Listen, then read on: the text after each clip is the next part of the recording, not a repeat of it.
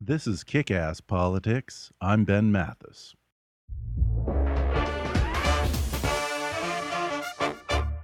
Kick-Ass Politics is sponsored by Fiverr. You've heard me rave about Fiverr before. That's Fiverr with 2 R's. Fiverr is the world's largest online marketplace for services, with over 100 categories, all offered at a fixed base price of just $5. Logo design, business consulting, marketing, business cards and stationery, web design, translation, proofreading, legal consulting, and just about any other service you can imagine, all offered at a fixed base price of just $5.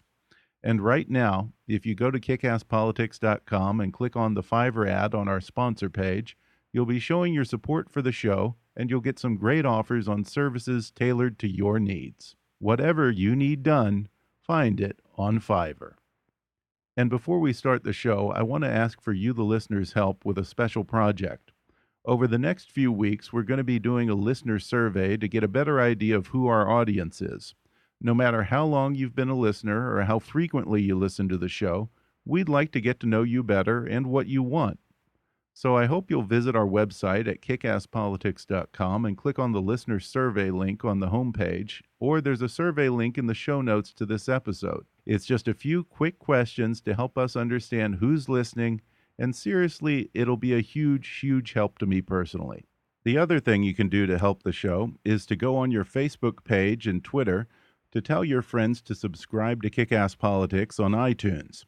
And if you do that, each week you'll be entered to win a signed copy of a book by one of my recent guests. To be entered to win, just go on Twitter or Facebook and recommend Kick-Ass Politics to your friends. Be sure to include a link to the show on iTunes so they can subscribe, and don't forget to tag us in your posts so we know you participated and we can include you in the drawing. And hey, if you want to double your chances of winning, then promote the show on both Facebook and Twitter. In fact, you'll be entered to win for every time that you recommend Kick-Ass Politics to your friends on your social media. Just help me gain some new listeners, and you'll have a shot at winning a cool prize every week. And now, enjoy the show. Hi there, I'm Ben Mathis, and welcome to Kick-Ass Politics. I'm honored to have a true Washington legend on the show today, author and journalist Bob Woodward. In 1972, together with fellow Washington Post reporter Carl Bernstein, Bob Woodward reported extensively on the Watergate scandal, tying it all the way up the chain of command to President Nixon himself, and eventually leading to Nixon's resignation. Gene Roberts, former managing editor of the New York Times, called Woodward and Bernstein's work, quote, maybe the single greatest reporting of all time. And my guest in the previous episode, Fred Barnes of the Weekly Standard, called Woodward, quote, the best pure reporter of his generation, perhaps ever.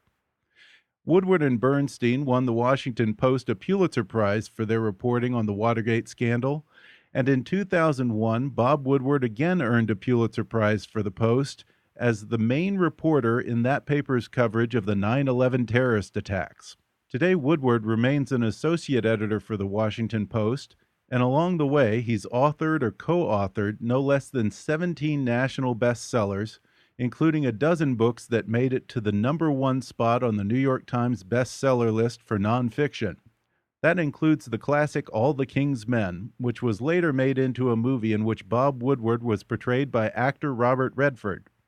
Well, now he's revisiting Nixon in his new book called The Last of the President's Men, which is based on countless documents and first-hand interviews with Alexander P. Butterfield.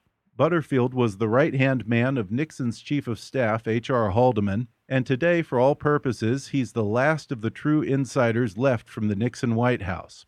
As a matter of fact, he's the guy who oversaw the installation of that infamous recording system in Nixon's Oval Office.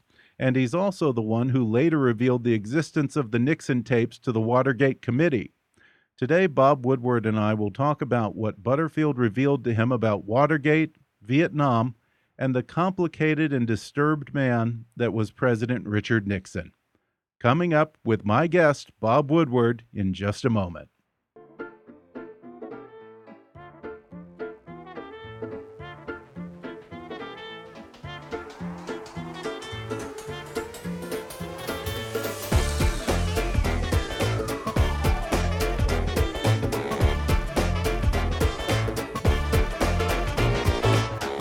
Hollywood to Washington, it's time for Kick-Ass Politics. And now here's your host, Ben Mathis. Today I'm joined over the phone by two-time Pulitzer Prize winning author and journalist Bob Woodward. He has had a dozen #1 New York Times bestsellers, but he will forever be known as the man who, with his former colleague at the Washington Post, Carl Bernstein, broke the Watergate scandal that brought down Richard Nixon. Well, now he's returning to his roots in a way with his latest book, The Last of the President's Men, which chronicles the White House career of Alexander Butterfield, who was one of Nixon's closest lieutenants and the man who oversaw the installation of the infamous taping system in the Oval Office and subsequently revealed it to the Watergate Committee. Bob, thanks for coming on the show to talk about this fascinating book. Thank you. The book is about a man named Alexander P. Butterfield, who, when Nixon first got elected, I believe he was an Air Force colonel who was stationed in Australia. And then thanks to luck and an old college acquaintance, he ends up in the inner circle of the most corrupt president of the 20th century. Talk about who Alexander Butterfield is and how he came to the White House. He had this front row seat in the Nixon White House because he was Haldeman being the chief of staff, his deputy, and did a lot of the little chores for Nixon and had the office right next to Nixon's Oval Office and had a door where he could go in at any time, or Nixon could come see him and make these requests. So it's in a way the perfect witness. And seeing there were no secret tapes for the first 2 years, Butterfield, who is now 89, still has a fabulous, detailed memory, was kind of the tape recorder. So what he has provided, not only from the recollections in his story never told before, but 20 boxes of documents that he lifted from the White House, and some of them contain original documents and things that have never been seen before that are not in the libraries or the archives. And it's in particularly the management of the Vietnam War. It shows the other side of Watergate being, I'll get reelected at any cost, spy, sabotage, the Democrats. Also, we find he was managing the Vietnam War with an eye to reelection. There's one particular memo where Nixon takes a top-secret document Kissinger has sent him and writes a personal note to Kissinger, his national security advisor, saying, "We've done all this years of bombing, and the result, zilch. It's a total failure."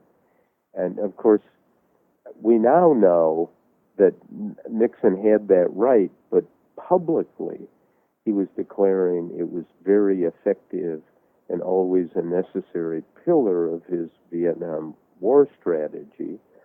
But even realizing that it wasn't working, in the year 1972, when he was running for re-election, he intensified the bombing. And having served in the Navy during the Vietnam era, having followed Vietnam closely and Nixon, I was really shocked by this level of corruption. Outside of the personal revelations about Nixon as a man that come out in this book, I think this is the most shocking and extraordinary thing that comes up, is this memo that apparently no one else had, that Butterfield just magically produced for you. And it's amazing because you talk about how he said this a day after he went on with Dan Rather and said that the bombings were working. A day later, he's writing notes to Kissinger saying, in his own words, it's a failure. The results from dropping 2.9 million tons of bombs in Laos and North Vietnam was, again, in his own words, zilch. He tells Kissinger he wants a Barkov study within 2 weeks and a no-snow job. Otherwise, continued operations make no sense. Were you more outraged that he said this a day after he went on Dan Rather and said that the bombings were working? Or were you more outraged that he finally seemed to get it in this memo and call for a change of course, but then absolutely nothing came from it? Well, both. There is a sacred, unsigned contract between the commander-in-chief and everyone, millions of people in the military at that time, that you do your job, I'll do my job. And the commander-in-chief's job is to manage the war, to win it, and to protect all of the servicemen, and to not kill people unnecessarily. And the wanton bombing of Vietnam was, there really aren't words to describe it, and it's that Nixon was in such a self-imposed bubble to think what's important here is his re-election and not think of the consequences on human beings in Southeast Asia, including the servicemen serving under him who, many of them, 20,000 of them died while Nixon was president as he prosecuted this war. And it's a matter of corruption and almost a war crime to realize that you're achieving zilch. Virtually all the combat troops are out. The war is lost. It's over. But it's continued for the purpose of re-election, saving face, peace with honor was the goal. Where is the honor in this? There's none. Well, who would you blame more for not following up on that memo? Was it Kissinger's fault? Was it his failing? Or was it Nixon for not insisting beyond that one memo for more accountability and a change of strategy? Well, ultimately, the president's responsible. Now, I asked Kissinger about this. He said he did not recall the specific memo. I've authenticated it, by the way. It is definitely legitimate and definitely in Nixon's own handwriting. But the president has to follow through if something isn't done. When I asked Kissinger, he said, well, things came in, requests, and sometimes they meant something and sometimes they didn't. Well, I mean, my God, what was going on here? Suppose, as Butterfield, I asked Butterfield, suppose this was known at the time. Again, this is beyond words, in my estimation. It would have been a huge scandal, I'm sure. Well, it would have been a kind of, it would have been a scandal, would have been, there's a moral dimension to being president. And that's what Watergate was about, the lack of morality and the law-breaking and the criminality. But when you are in a war, we are now in wars, and there's much debate, and are we going to send ground troops? Well, Obama said he's going to send 50 special operations people. Right. Look back, don't we know history? And John F. Kennedy started out the engagement in Vietnam incrementally, baby steps of troops here, advisors here, combat troops here,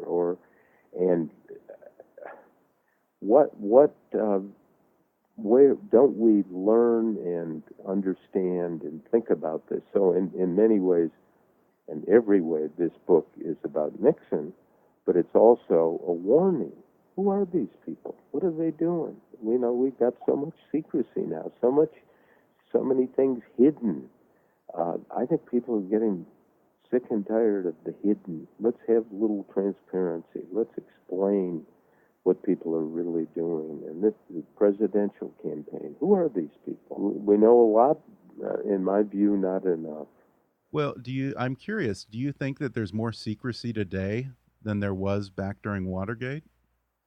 Well, there was criminality being concealed. Right. And we have to my knowledge, no evidence of outright criminality. We have a lot of questions, a lot of, FBI investigation of Hillary Clinton's emails. 700 of them turns out have classified information. And, the defense, well, it wasn't marked classified. Come on. I mean, your Secretary of State, generally speaking, what's classified and what's serious and what should be protected. And when the FBI investigates, that's not to issue a general accounting office report and slap people on the wrist. They investigate possible crimes. Now, we don't know, and she's entitled to due process and no rush to judgment, but it's going on, and we've got a war going on. Yeah. So we've got kind of pre-scandal, and we've got all these wars, and how are they being managed? For what purpose? What are we being told? Yeah. Does it make sense? Anyway. Well, yeah, and I guess we got a little off topic in some ways here, but I want to go with this because I'm curious. I'm sorry. I'm very. Oh no. I'm curious now. I have to ask then, with the Hillary email situation, your gut as a reporter. Do you think there's a smoking gun there? Do you think there's a there? I do not know. And, smoking gun is, very clear evidence of wrongdoing or a crime. And, who knows that? I don't. Well, getting back to Nixon, and we were just talking about Kissinger and the war here. The book talks about the relationship between Henry Kissinger and Richard Nixon. That's often been portrayed as this deep friendship, but that's not really what I got from reading this book. How would you characterize that complicated relationship between the president and his national security advisor, Henry Kissinger? Well, I have scenes where Nixon is on the helicopter waiting for Kissinger and sends Butterfield to go get him. And, I mean, he's like a babysitter. He goes, Henry, for Christ's sakes, let's get, the president's waiting. Right. And Kissinger runs, oh, yeah, I'm on my way. And then Nixon calls in Butterfield and says, okay, I want you to talk to Kissinger. And his deputy, Al Haig, about all these things. He keeps me waiting. He barges into the Oval Office. And actually, Nixon timed. He said at one point he had to get someone to call Kissinger 7 times to get him to come. Another time, 3 times. I mean, the president's putting a stopwatch on his aides. Why? Where's the control here? Why can't you just say, Henry, damn it, I need you to be on time every time. But again, there's this kind of wishy-washy. What are the relationships? What are the purposes? What Kissinger telling me? Well, Nixon would say things, and sometimes they meant something, and sometimes they didn't. I mean, what was going on? Yeah, it's interesting. For what purpose? And so this. As I was saying, I didn't expect to do another Nixon book, but here was all of this evidence, and it was a jolt to me, quite frankly. Yeah, it was strange. That relationship's strange. And I got to say, there are a lot of strange things about it that come out in this book that are just almost comical in their absurdity.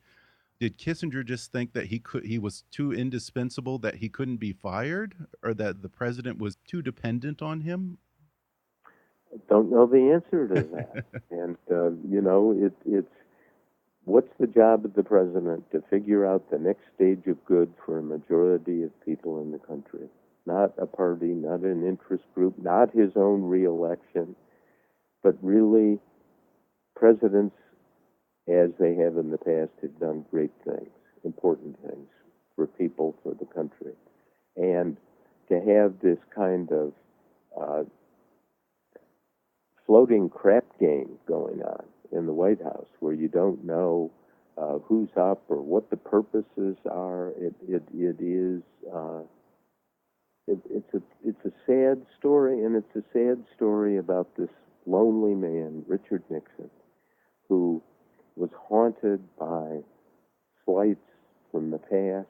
I mean, there's a scene where he rants and raves about his law partners when he went to practice law in Right. New York City, and he said, and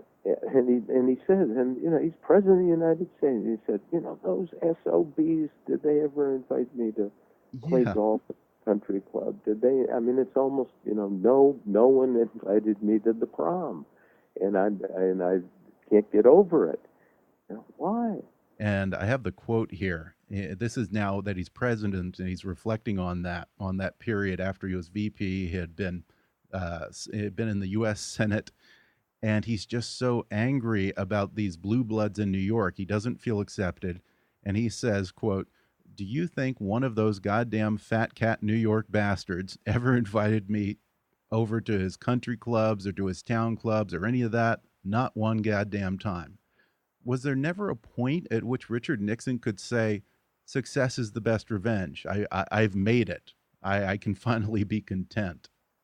You would hope so. And part of the problem in all of this, when somebody's elected president, Nixon, Obama, you name them, there's an outpouring of goodwill from people, not just in the new president's political party, but the other party, because if the president does well, people have a better chance of doing well. And goodwill, I mean, he couldn't extend it genuinely, it seems, and he also couldn't receive it genuinely from people. And it's a shame. Yeah. Well, we're going to take a quick break, and then when we come back, Bob Woodward will talk about the complicated marriage of Richard and Pat Nixon, the private loneliness of Richard Nixon, and the man who will forever be known as Deep Throat. Back in just a minute.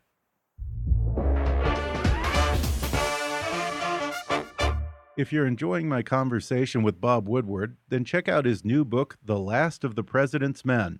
And right now, you can download the audio version of this book for free with a special promotion for our listeners from audible.com.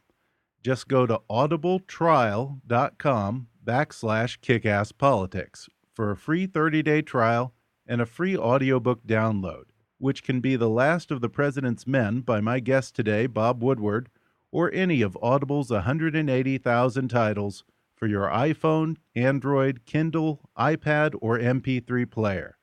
That's audibletrial.com/kickasspolitics. Or click the sponsor link on our webpage to download the free audiobook of your choice. And if you like Kick-Ass Politics and want to help keep us on the air, then please support the show by making a donation to our GoFundMe campaign at gofundme.com/kickasspolitics. Or go to the show website and click on the donate link. Your support will help keep us producing new and interesting programs in the future. That's gofundme.com/kickasspolitics. And now back to more with my guest today, Bob Woodward. We're back, and I'm talking with journalist and author Bob Woodward about his new book, The Last of the President's Men. So, Bob, in the accounts of Butterfield's first days at the White House, as I guess he was basically assigned to be Haldeman's shadow, the shadow Haldeman, Yes. it's very revealing how utterly dysfunctional the Nixon administration was. I mean, at times I thought, I literally laughed out loud because it was like watching an episode of Mad Men, just the absurdity of it. And H.R. Haldeman almost seems obsessive compulsive, telling Butterfield that he has to make sure to sit on the same side of Nixon as Haldeman does, and he has to use the same yellow legal pads as Haldeman, and Haldeman doesn't even officially introduce Butterfield to the president until he's been there for about a month, as if anything might spook Richard Nixon. Tells Butterfield, he can't see you. You have to hide. Yeah. Because he doesn't like strange people, and until I introduce you, you just, so here's Butterfield running around hiding behind pillars in the White House. What? Well, how much of that was Haldeman's neuroses, and how much of it was actually Richard Nixon's neuroses, do you think? It was Nixon. I mean, Haldeman was I'm going to do what the boss says. Yeah. For the person, he was, the perfect amplifier and transmission belt of Nixon's wishes, as best I can tell. There's another awkward moment that you bring up in the book. There's this crazy story in here about how Nixon wanted to handle the social aspect of state dinners, and Butterfield was basically assigned with the task of orchestrating it so that the president wouldn't have to talk to anyone. Can you Except talk five about how he people managed that? designated, like Arnold Palmer. Yeah. One to talk to Arnold Palmer. So the social aides were young military officers, male and female. The general, who's the military assistant, and Butterfield kind of run a flanking operation around Nixon to keep the other, as Nixon says, the SOBs who keep putting their faces in his, and just bring in the five that he wanted to talk to.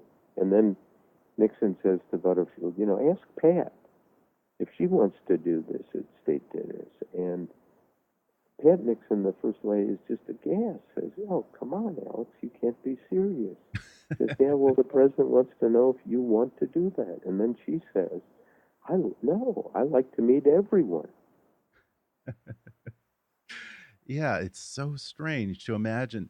The question that came up in my mind over and over again in reading this book is, how does anyone who is so isolated and so incapable of relating to other human beings and so asocial, how does a man like that get to the point of being able to be elected to the highest office in America? Isn't it? I mean, it's utterly baffling. And clearly what he did is he manufactured a other personality to be out there and be jovial and, do the things that were required, but it wasn't real. He hated it, clearly. And whenever he could opt to, and as Butterfield tells, instead of at the end of the workday, Nixon going up to have dinner with his wife or have people in or something like that, they did some of that, but not. Nixon's favorite course was to walk over alone to the executive office buildings adjacent to the White House. He had an office there, and his manservant, Manola, would give him a drink. Nixon would put his feet up on the stool, keep his jacket on, have his yellow legal pad. Manola would cook dinner for him alone, and he would eat alone and have some wine or a scotch or something like that, and then come back, walk back to the residence at about 10:30. Well, you're president. You can get anyone to come to dinner, and the only person you invite is yourself. Yeah, it's sad. And you talk about how every day he also for lunch he would sit in basically a closet adjacent to the Oval Office and eat his cottage cheese by himself at a little desk. Right. Had to be a certain kind of large curd cottage cheese or small, I forget what, but there are a dozen memos on the and so what emerges is a story of a man who was crippled. Yeah. He just was not functioning. He was not relaxing. And to his credit, he did some positive things, and he should, receive acclaim for doing that. But you see the jittery, haunted, inarticulate, lonely guy who was our leader, and then to screw people and just do things who were to people who were close to him, to ignore his wife repeatedly in front of Butterfield, asking, "Dick, let's take the girls to New York over Christmas." Or Arthur Burns, Nixon's good friend, economic counselor, didn't like some things Burns was doing and disagreeing with Nixon, so he has Butterfield call him up the day before the church service on Sunday that Burns and his wife loved to come. And here Butterfield is, Arthur, you're not invited. Well, Burns knew Butterfield wouldn't do that. It was straight from Nixon. As part of Butterfield's duty, he acted kind of as a go-between between President Nixon and the First Lady, Pat Nixon. And in doing so, he talks about having quite a bit of sympathy for Pat Nixon and even outrage at how the president treated his own wife. He described her as a borderline abused wife. Yeah. It comes off very cold. In fact, you talk about, this was amazing to me, how when they would travel to Key Biscayne, Florida, for their regular vacations, they didn't just sleep in separate bedrooms. They had separate houses. Yeah. What was that relationship? Was it a marriage, a partnership, an arrangement of convenience? Well, it had those elements in it, but just from what Butterfield observed and what's on the record, I mean, he was not loving and attentive to his wife. That's part of his responsibility as a husband, not as president, and it's a shame. And one review of the book said, well, you just have to look at Nixon, at Pat Nixon's funeral, and he's crying. And if you look at that, you'll see how genuine it is. And I'm sure it was. But you can cry at your wife's funeral and still be somebody who is dismissive and cruel to your wife, and they're not contradictory, unfortunately. Yeah. And so, I mean, there we are. This is, as Butterfield said, Richard Nixon was the strangest man he ever met. Yeah, Anita, one of the things that comes out that's the strangest was his relationship with certain girls in the secretarial pool, and how he had a preference for certain women in the secretarial pool. And there was a weird relationship there. Wouldn't say it directly to Butterfield. Right. But it was clear. And then he made inappropriate advances on two of them, but they never led to anything. They were never. I mean, it was sad, and again another sign of his loneliness. Yeah, because it talks about when he would spend weekends at Camp David, he would bring a secretary along under the auspices of work, and then he would invite her to dinner, and then it would turn into this incredibly awkward failed attempt at seduction. It sounds like it doesn't sound like anything ever came of it. Yeah. But the assault on the Constitution, the electoral system through Watergate, the mismanagement of a war that still casts a shadow over our country, and how we got cheated. Just about 10 years ago, it was finally revealed that the notorious Deep Throat was actually FBI Associate Director Mark Felt. If there's one thing that we know about Washington, it's that no one ever manages to keep a secret for very long. It always leaks out. How in the hell did you and Carl Bernstein and Mark Felt manage to keep that secret for 31 years in Washington? Because we agreed.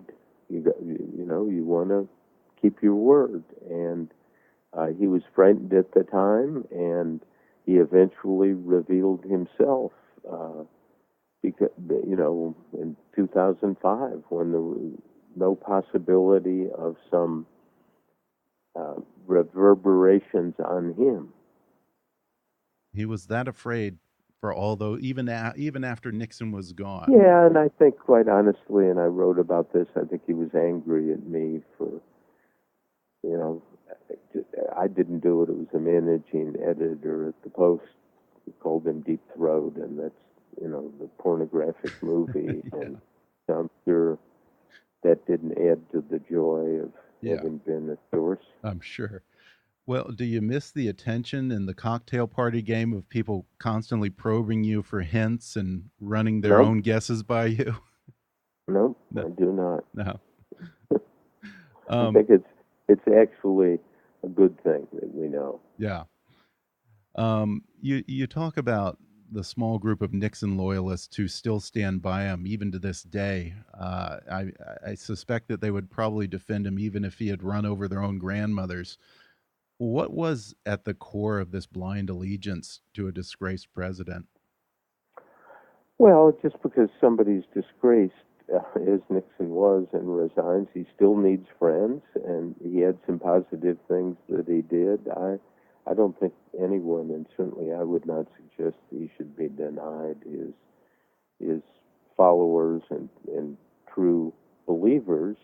I think one of the facts that is overlooked in all of this is the Republicans who turned on Nixon. As Barry Goldwater told us, Nixon, too many lies, too many crimes.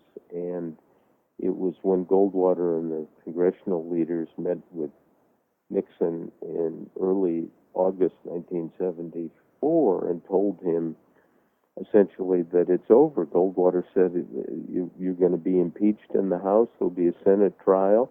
And Nixon said, well, what, Barry, do I have? About 20 votes, which wouldn't be enough. You need 34.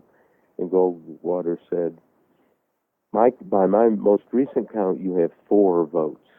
That's it. And one of them is not mine. Huh. And the next day, Nixon announced his resignation. Yeah, pretty sad. Well, before we go, I'm just going to throw out some adjectives. You tell me yes, no, or I don't know if you think that they describe Richard Nixon. Intelligent. Oh, yes.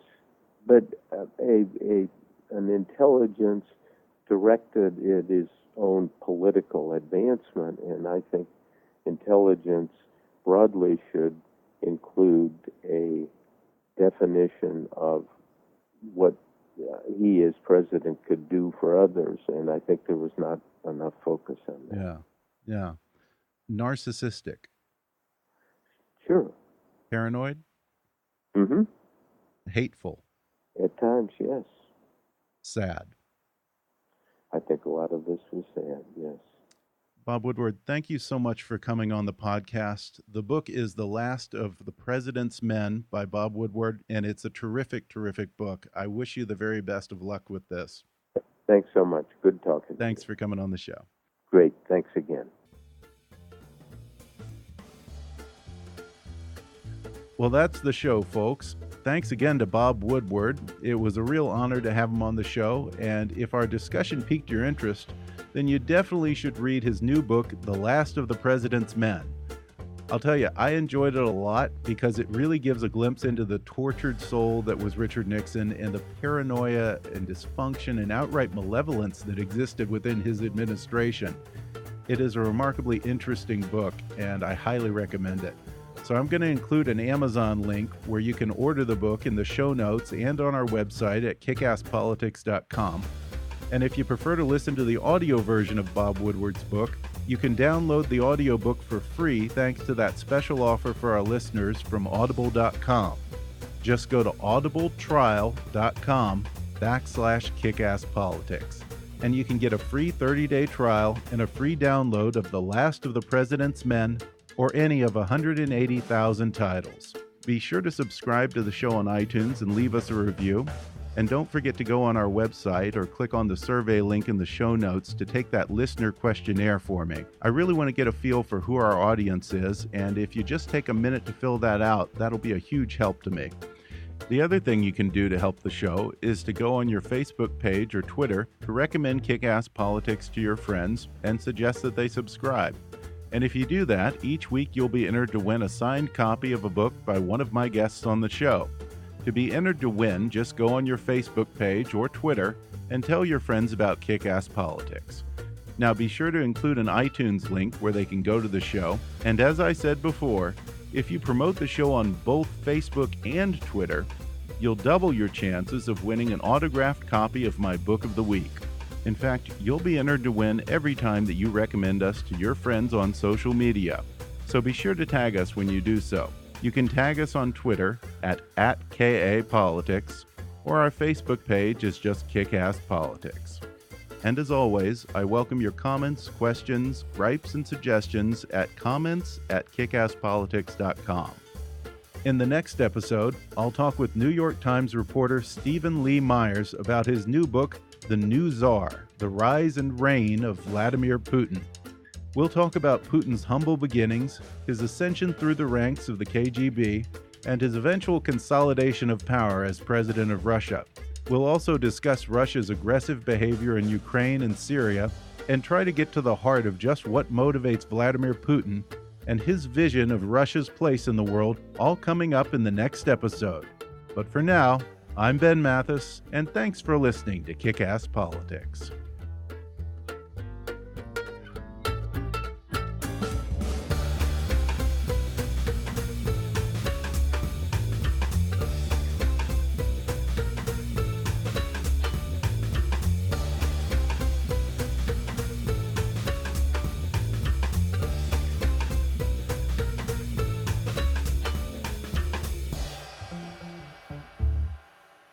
This podcast may not be reproduced without express written permission.